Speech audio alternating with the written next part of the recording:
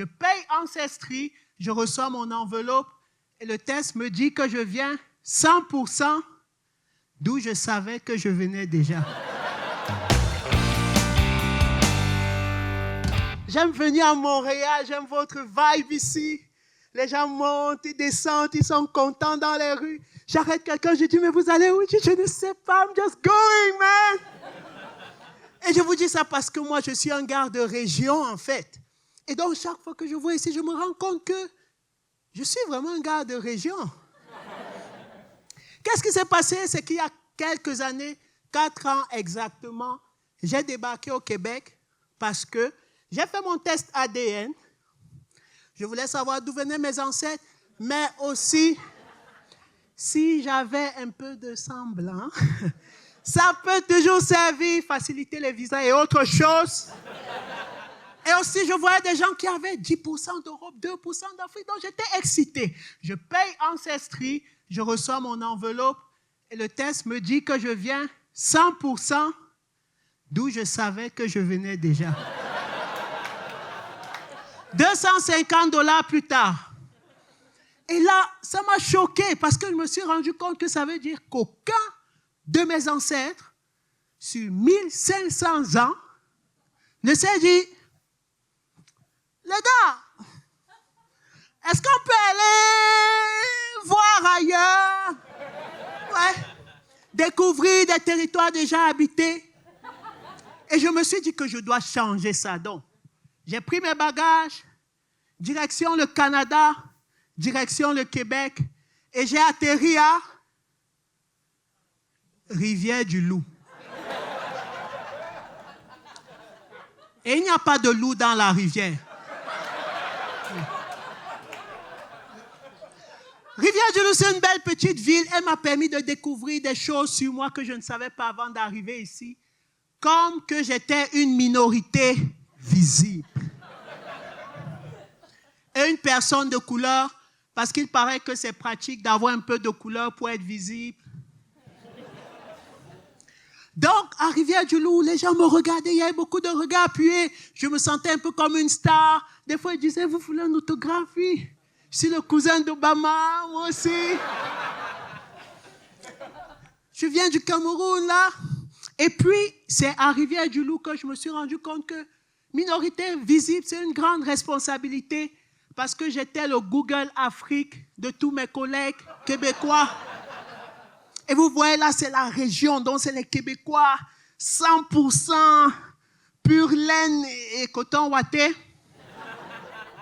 Et ils me posaient des questions sur les 2 seules références qu'ils avaient de l'Afrique, les publicités de Vision Mondiale et Kirikou. Steve, c'est-tu vrai qu'en Afrique, c'est pas vrai, vous courez nus?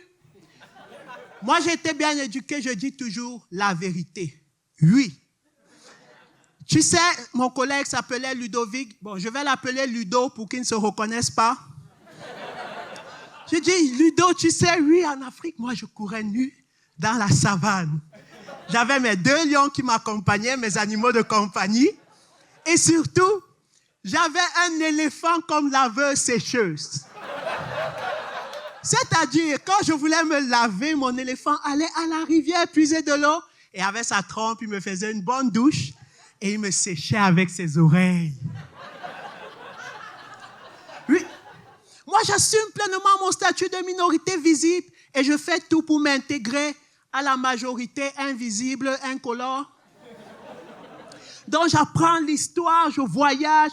Je suis arrivé en Gaspésie, à Gaspégaoui. Pour eux, c'était la fin du monde. Et c'est là où j'ai appris qu'un jour, un autre gars, une autre minorité visible qui s'appelait Jacques Cartier, est arrivé en bateau.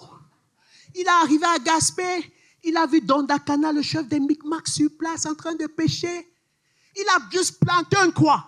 Et il a dit, ceci appartient désormais au royaume de France.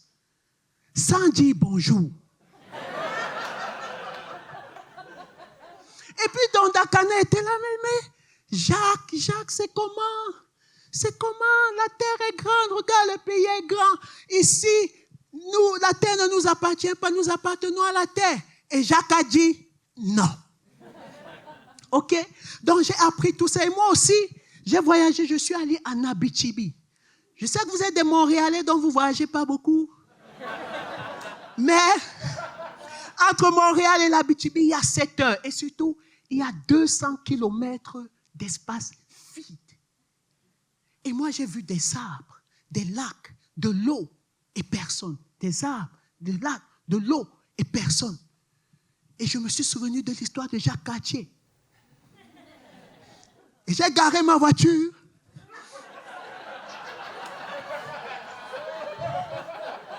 Je suis descendu.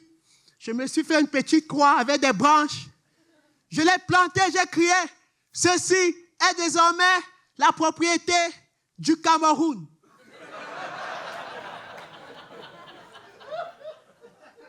Malheureusement, il n'y avait personne. Et plus tard, on m'a dit que tout ça appartient au gouvernement. Les chanceux. Wow. Mais sinon, être minorité visible, c'est quand même aussi compliqué des fois. Vous voyez, depuis que je suis arrivé ici, j'ai développé une maladie qu'on appelle la toutophobie. C'est-à-dire la peur de tout. OK? J'ai eu 3 boulots. Premier boulot, Tim Hortons. Deuxième boulot, d'homme noir, évidemment, gardien de sécurité. Là, pour me recruter, on m'a fait une entrevue. C'est-à-dire, je suis entré, on m'a vu, on a dit c'est bon. Et mon troisième boulot, c'était DoorDash. Et un jour, DoorDash m'envoie prendre une commande d'un restaurant. Et là, j'ai senti que j'avais un instinct de survie. Parce que quand j'arrive au restaurant, d'abord la musique, je ne la connaissais pas. Vous avez un genre de musique ici qu'on appelle le métal. Les gens ne font que crier comme s'ils vomissent, ils sont en colère. Et dans ce restaurant-là, il y avait un nuage de fumée. Donc pour se localiser, il fallait allumer un peu la torche. Je ne savais plus où j'étais. Et pendant que les nuages de fumée s'estompent, parce que je l'aspirais, je vois assis là des tas de personnes avec des grosses vestes en cuir, avec des longues barbes à papa. Et la musique s'arrête quand je suis au milieu. Je dis, oui, c'est pour la commande de Jean-Philippe. Et là, au milieu d'un nuage, vers le fond, j'entends, c'est pas ici, là.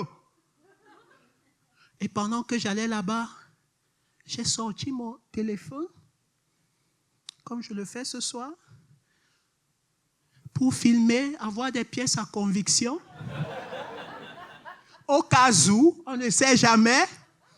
J'ai pris ma commande et là, j'ai décollissé. Et je vous remercie, Montréal. C'était typical. Ha ha ha, loved.